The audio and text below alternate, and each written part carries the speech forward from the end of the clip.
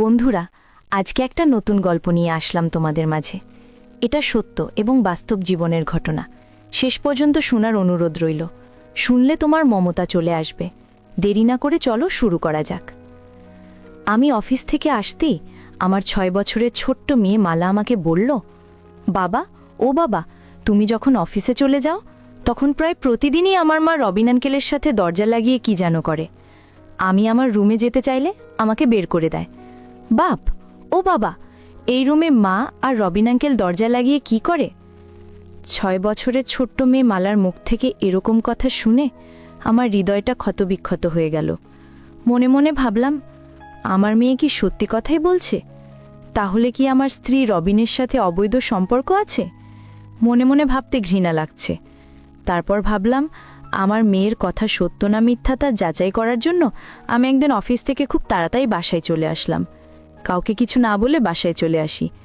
বাসায় আসার পর যখন আমি রুমের দরজা খুলে ঢোকার আগে দরজার পাশ থেকে এক অদ্ভুত ধরনের আওয়াজ শুনতে পেলাম। আমার আর বোঝার বাকি রইল না। আমার স্ত্রীর এই নোংরা অবস্থা দেখে মনের মধ্যে একটা জ্বালা ছিল। তারপর আমার স্ত্রীকে শিক্ষা দিতে আমি যা করেছিলাম তা শুনে বন্ধুরা তোমাদের আত্মা কেঁপে উঠবে। বন্ধুরা, গল্পটি অনেক ইন্টারেস্টিং। আশা করি তোমরা পুরো গল্পটা খুব মনোযোগ সহকারে শুনবে। তবে গল্পটি শোনার পূর্বে তোমাদের নিকট আমার ছোট্ট একটি অনুরোধ, তোমরা দয়া করে আমার চ্যানেলটি সাবস্ক্রাইব করে আমাকে সাপোর্ট করবে। হ্যালো বন্ধুরা, আমি খুশি। আজকে আমি তোমাদেরকে বলবো আমার নিজের জীবনের একটা সত্য গল্প, যেখানে আমার স্ত্রী আমার এক বন্ধুর সাথে পরকীয়ায় জড়িয়ে পড়েছিল, যার ফলে আমার জীবনটা হয়ে উঠেছিল অতিষ্ঠ। খুব কষ্টে, মানসিক যন্ত্রণায় কেটেছে আমার দিন। একদিন আমি অফিস থেকে ফেরার পর আমার ছোট্ট মেয়ে মালা, মাত্র 6 বছর বয়স, সে আমাকে বলল, জানো বাবা, তুমি যখন অফিসে থাকো তখন মা আর রবিন আঙ্কেল দরজা বন্ধ করে কি যেন করে। আজকে যখন স্কুল থেকে এসে রুমের দরজা ধাক্কা দিই তখন দেখি মায়ের শরীরে কাপড় নেই, আর আঙ্কেলেরও নেই। আচ্ছা বাবা, দরজা বন্ধ করে কাপড় চোপড় ছেড়ে মা আর রবিন আঙ্কেল কি করে, যার কারণে আমাকে রুমে যেতে দেয় না? বলো না বাবা। আমার 6 বছরের মেয়ে মালার মুখ থেকে এমন কথা শুনে আমার মনে হলো আমার পায়ের নিচ থেকে মাটি সরে যাচ্ছে। মালার কথা শুনে আমার শরীর থরথর করে কাঁপছে। বুকের ভিতরটা অচেনা ব্যথায় কুঁকড়ে যাচ্ছে। মালার প্রশ্নের কোনো উত্তর আমার জানা নেই। বাবা হয়ে মেয়েকে তার মায়ের অবৈধ সম্পর্ক কথা কেমনে বলি? যে মোমাকে 7 বছর ভালোবেসে বিয়ে করলাম, সে মোমা আমার সাথে এভাবে প্রতারণা করতে পারো? চোখের কান্না বেয়ে এক ফোঁটা অশ্রু মাটিতে পড়ে গেল টপ করে। আমার কান্না দেখে আমার ছোট মেয়ে মালা বলল, বাবা, তুমি কাঁদছো কেন? কেঁদো না বাবা। ও বাবা, আমি কি তোমাকে কষ্ট দিয়েছি? আচ্ছা বাবা, আমি আর তোমার কাছ থেকে এসব কিছু জানতে চাইব না। আচ্ছা বাবা, তুমি মাকে কথা বলো না, কেমন? আচ্ছা ঠিক আছে, তুমি বাহিরের কাউকে বলো না, কেমন বাবা? আমাকে কোলে নেবে, আমার না খুব কষ্ট হচ্ছে। মালাকে কোলে নিতে দেখতে পেলাম 5 আঙুলের দাগ মালার গালে বসে আছে। মালার গালে চরের দাগ দেখে মনে হচ্ছে দাগটা আমার কলিজায় নাখা যাচ্ছে। মন চেয়েছে মোমাকে কেটে টুকরো টুকরো করে ফেলি। মালা কোলে জোরে আমার চোখের পানি মুছে দিয়ে আমাকে বলল, আমার লক্ষ্মী বাবা, আমাকে কখনো ছেড়ে যাবে না তো? আমি মালাকে জড়িয়ে ধরে নিয়ে বললাম, মারে মা, হারিয়ে মা পেয়েছি, তোকে ছেড়ে যাব কেমনে বাবা? মাকে বকা দিও না, মাকে তুমি ভালো বানিয়ে ফেলো। আমি তোমাকে যতটা ভালোবাসি মাকেও ততটাই ভালোবাসি। মাকে ছাড়া আমি বাঁচব না। আমি মেয়ের কথা শুনে মাথা নাড়িয়ে হ্যাঁসূচক জবাব দিলাম। এদিকে অসময়ে মোমা শাওয়ার নিয়ে বের হলেই আমি বললাম, এই সময় শাওয়ার নিলে? তখন মোমা উত্তরে বলল, আর বলো না, খুব গরম লাগছিল তাই শাওয়ার নিয়ে আসলাম। আমি বললাম, মানে কি, এই শীতের দিনেও তোমার গরম লাগে? মোমা কিছু বলল না, অপরাধীর মতো মাথা নিচু করে ফেলল। বুঝতে আর বাকি রইল না, এই মোমা আমার আগের মোমা নয়। রাতের বেলায় শুয়ে আছি, মোমা মাথার চুল আঁচড়াচ্ছে। জানালা দিয়ে চাঁদের আলো ঠিক মোমার মুখটাতে এসে পড়ছে। খুব সুন্দর লাগছে মোমাকে, মনে হচ্ছে অষ্টাদশী কোনো যুবতী। তার চুলগুলো মেলে দিয়েছি। এত সুন্দর মানুষ হয় কিভাবে? হঠাৎ মালার কথাগুলো মনে পড়ে গেল। আমি মাথা ঘুরিয়ে শুয়ে পড়লাম। কিছুক্ষণ পর কারো হাতের ছোঁয়া পেলাম, কিন্তু এই ছোঁয়ায় আজ কোনো ভালোবাসা খুঁজে পাচ্ছি না। হাতটা সরিয়ে দিলাম। মোমা আবারও হাত দিল। আমি আবারও হাতটা সরিয়ে দিলাম। এবার মোমা আমাকে টান দিয়ে তার এখানে নিয়ে বলল, আমি কি বুড়ো হয়ে গেছি? আমাকে তোমার ভালো লাগে না? বারবার হাতটা সরিয়ে দিচ্ছে কেন? একটু নাও না, প্রথম দিন শক্ত করে ধরেছিলেন সেদিনের মতন। আমি মৌমা থেকে নিজেকে ছাড়িয়ে নিয়ে বললাম, মাথাটা কেমন যেন করছে, আমাকে একা থাকতে দাও। কি বলছো এসব? আগে বলবে তো। দাও, তোমার মাথা আমার এখানে দাও, আমি আমার ওপরে নিয়ে তোমার মাথায় হাত বুলিয়ে দিই। মৌমা, প্লিজ ডিস্টার্ব করো না, সত্যি বলছি, আমার ভালো লাগছে না। বলতে পারো না আমাকে ভালো লাগে না? আমার কি সাদাল্লাদ কিছুই নেই? আমি তোমার কাছে ব্যবহৃত টিস্যু হয়ে গেছি। কিন্তু রবিন ভাইয়া কি বলে জানো? আমাকে দেখলে নাকি মনে হয় আমার বিয়ে হয়নি। রবিন ভাইয়া আরও বলে, আমাকে দেখতে নাকি 16-17 বছরের যুবতীদের মতো দেখা যায়। তাই বুঝি? তাহলে যাও তাকে বলো তোমাকে বিয়ে করতে। মৌমা কিছু না বলে উঠে চলে গেল।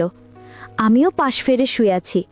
কিছুক্ষণ পর টের পেলাম কেউ বিছানায় ফুঁকছে, কাঁদছে আর বলছে, আমি কি এমন করে ফেলেছি যার জন্য তুমি আমাকে এত কঠিন কঠিন কথা বলছে? অন্য জনের সাথে বিয়ে হলে বসে যাইতাম, তুমি আমাকে এত কঠিন কথা কিভাবে বললে? সেসব ভাবতেও কষ্ট লাগে।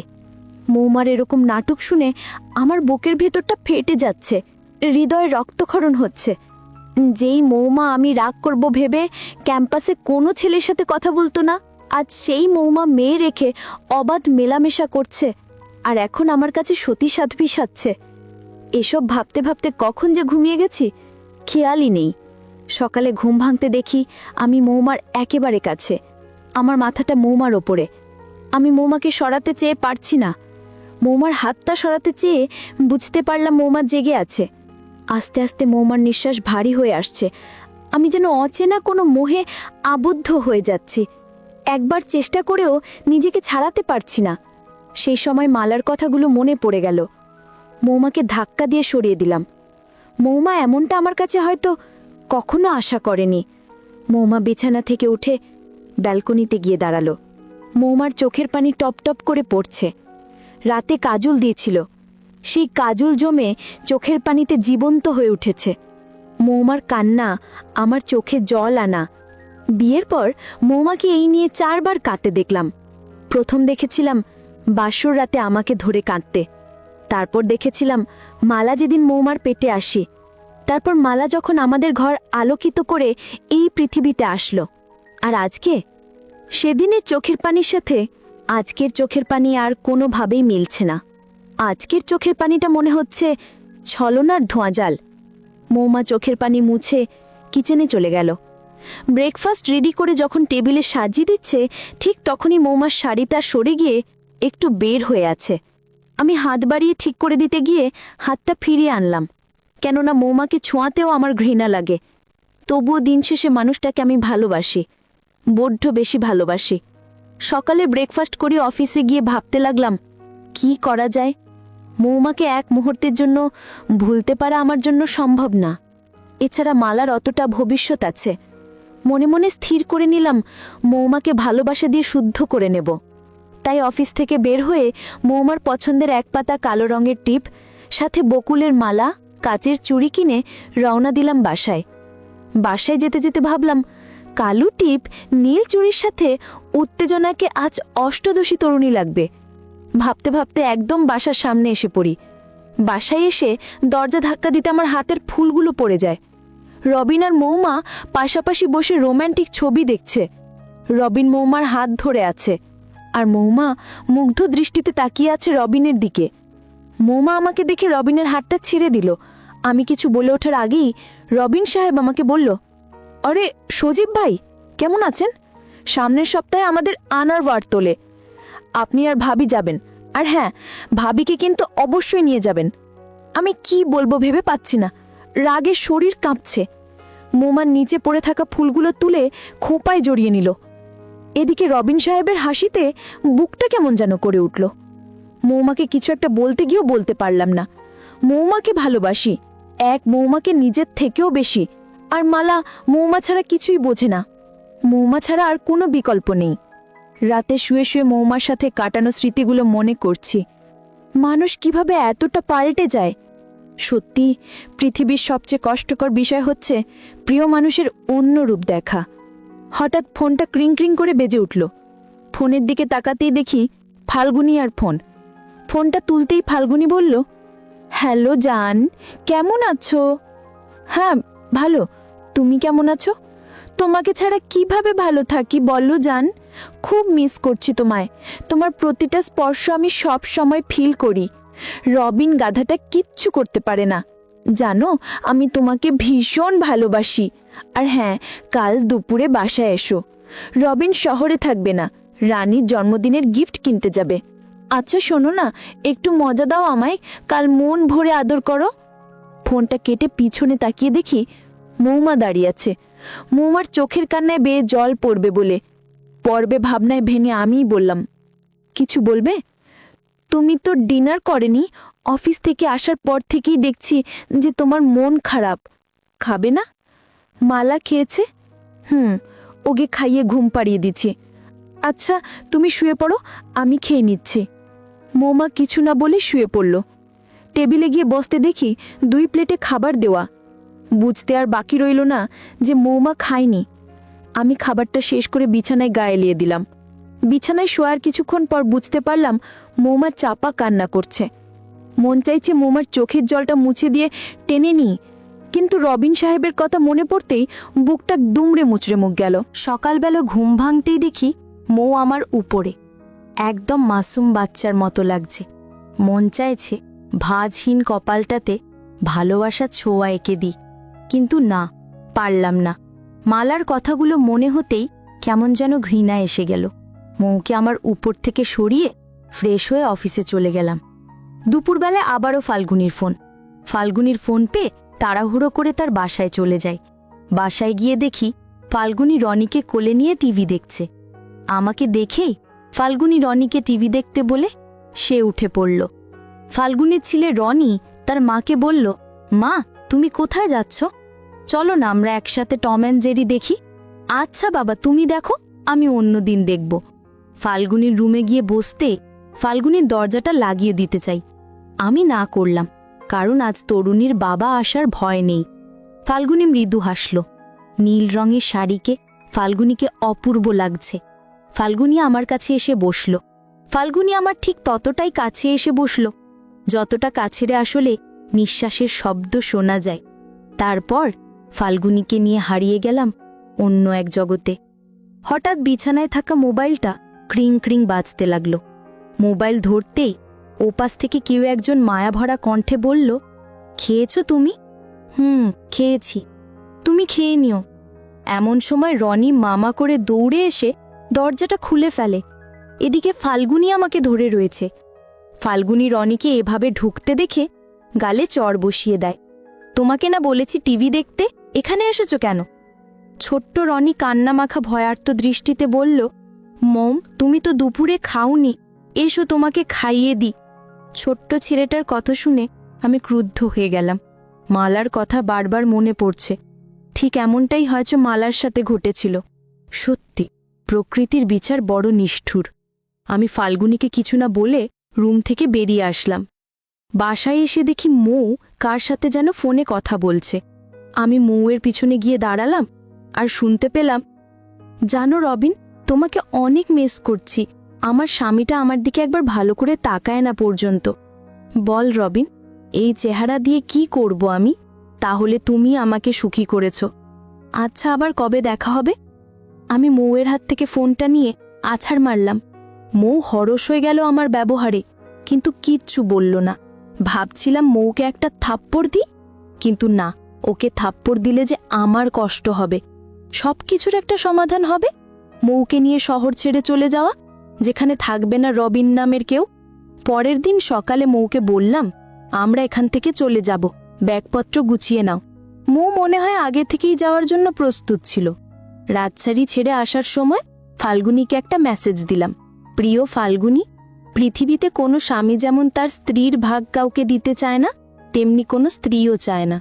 আমাকে ক্ষমা করে দিও। আমাদের এই দৈহিক আনন্দ আমাদের বাচ্চাদের উপর প্রভাব ফেলবে। আমি তোমার জীবনে কি ছিলাম এটা ভুলে গিয়ে তোমার স্বামী সন্তানকে নিয়ে ভালো থেকো। আর হ্যাঁ, তোমার সন্তানটা সত্যি ঝিনুকে থাকা মুক্তোর মতন, তাকে খারাপ বানিও না। মেসেজ পাঠিয়ে সিমটা ফেলে দিলাম।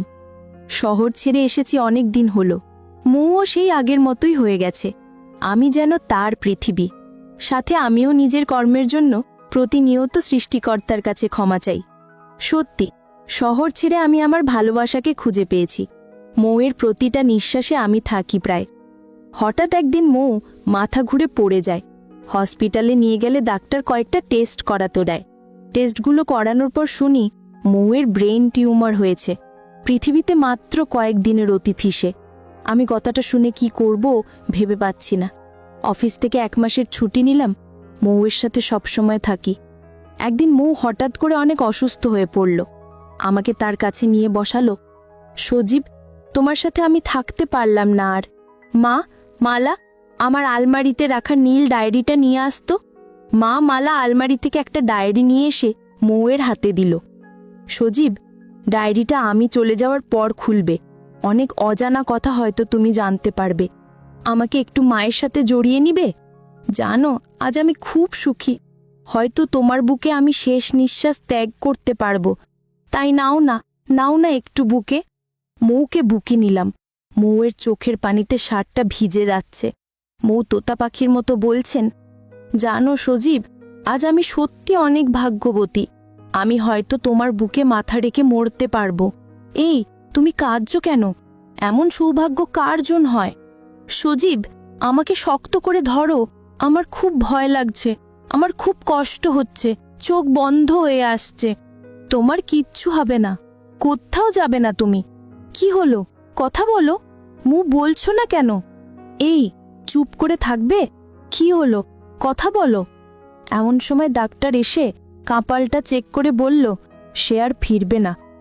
ডাক্তারের কথা যেন কারই যাতে সে বিদায়। মালা বিছানায় গড়াগড়ি দিয়ে কাঁদতে লাগলো। মৌকে হারিয়ে আমি হতভাগ হয়ে গেলাম। 2 চোখে শুধু অন্ধকার দেখি। মনের ভিতরটা সর্বদাই হু হু করে কেঁদে ওঠে। মৌয়ের মৃত্যু আমার হৃদয় ক্ষতবিক্ষত করে দিয়েছিল। 1 বছর নয়, 2 বছর নয়, 7টি বছর প্রেম করে তারপর মৌকে ভালোবেসে বিয়ে করেছিলাম। মৌ আমার জীবনের সবচেয়ে প্রিয়, পছন্দের একটা মানুষ ছিল। তার মৃত্যুতে আমি সম্পূর্ণ রূপে ভেঙে পড়েছিলাম। তার শোক কাটিয়ে উঠতে আমার অনেক দিন সময় লেগেছিল। মৌয়ের কিতাই কতদিন পর মৌয়ের দেওয়া নীল ডায়েরিটা বের করে পড়তে লাগলাম। ডায়েরির প্রথম পাতায় সুন্দর করে লেখা, কোনো এক নিশীতে আমি চাই না যে তোমায়, আমি তোমাকে প্রতিটা নিঃশ্বাসে চাই। ডায়েরির পরের পাতা উল্টাতে দেখলাম নীল কালিতে লেখা আছে, আচ্ছা, আমি কি দেখতে খারাপ হয়ে যাচ্ছি? সজীব ঠিকমতো আমায় ভালোবাসে না, পাগলামি করে না, খুব কষ্ট হয়। পরের পাতা উল্টাতে দেখলাম আজ রবিন ভাই এসেছিল। পুরুষ মানুষ কাঁদতে পারে তা আমার জানা ছিল না। রাতে ভাই আরও ছেলেও আছে নাকি? রবিন ভাই আমার হাত দুটো ধরে বলল, আমার কোনো বোন নেই, আজ থেকে তুমি আমার বোন। তুমি পারো 2টি সংসার ভাঙা থেকে রক্ষা করতে। জানো, সজীব ভাইয়ার সাথে ফাল্গুনির অবৈধ সম্পর্ক চলছে। আমি একদিন দেখে ফেলেছি, কিন্তু সজীব ভাই এবং ফাল্গুনি কাউকে কিছু বলতে পারিনি। ফাল্গুনিকে তালাক দিলেও আমার ছেলেটার কি হবে? কারণ আমার মাও 5 বছরের সময় আরেক লোকের সাথে পালিয়ে গেছিল। সমাজের সবার লাঠিঘুতা খেয়ে আজ এখানে। আমি চাই না আমার ছেলেটারও অবস্থা আমার মতো হোক। বোন, তুমি পারো তোমার স্বামীকে সঠিক পথে আনতে? আমায় কি করতে হবে? তখন রবিন সাহেব আমাকে বলল, মৌ, তোমাকে আমার সাথে অবৈধ সম্পর্কের অভিনয় করতে হবে। আর মালা তো ছোট হলেও এই অভিনয় তার দায়িত্বটা নিপুণভাবে পালন করবে। সত্যি বলতে আমার জীবনে কেউ ছিল না। সজীব, আমি জানি তুমি আমাকে যথেষ্ট ভালোবাসো, কিন্তু তুমি অন্য নারীর মোহে পড়ে গেছিলে। তাই মিথ্যে অভিনয় করে তোমাকে নিয়ে শহর ছেড়ে আসার প্ল্যান করেছিলাম। তারপর সৃষ্টিকর্তার আশীর্বাদ, রবিন সাহেব পেয়েছে তার স্ত্রী সন্তানকে, আর আমি পেয়েছি আমার অলংকারকে। বড্ড ভালোবাসি তোমায়। তোমার মৌ ফুলের মতো নিষ্পাপ আছে। তোমার মৌ যে তোমাকে নিয়ে জান্নাতে থাকতে চায়। ক্ষমা করে দিও সত্যতা গোপন করার জন্য। ইতি, তোমার কলিজার টুকরা। ডায়েরিটা পড়ে চোখের পানি ধরে রাখতে পারলাম না। চোখের পানিতে ডায়েরির পাতাগুলো ভিজে যায়। পাশে দাঁড়িয়ে মালাও কাঁদছে। কি হলো না, কাঁদছিস কেন? বাসরি, সেদিন তোমাকে মিথ্যে বলার জন্য। আমি আমার ছোট্ট মেয়েটাকে ধরে বললাম, মালা, সরি কেন বলছিস? মালা কিছু না বলে আমাকে ধরে কেঁদে দিল। আমি নীল ডায়েরিটার দিকে ভালো করে তাকিয়ে মনে মনে বললাম, বাকিটা জীবন তোমার স্মৃতি মনে করেই কাটিয়ে দেব। হৃদয় থাকবে নীল ডায়েরির ভালোবাসার গল্পটা। বন্ধুরা, আজকে এই পর্যন্তই। আবারও আসবো তোমাদের মধ্যে নতুন কোনো ভিডিও নিয়ে। ভিডিওটি যদি তোমাদের ভালো লাগে তাহলে একটি লাইক দাও।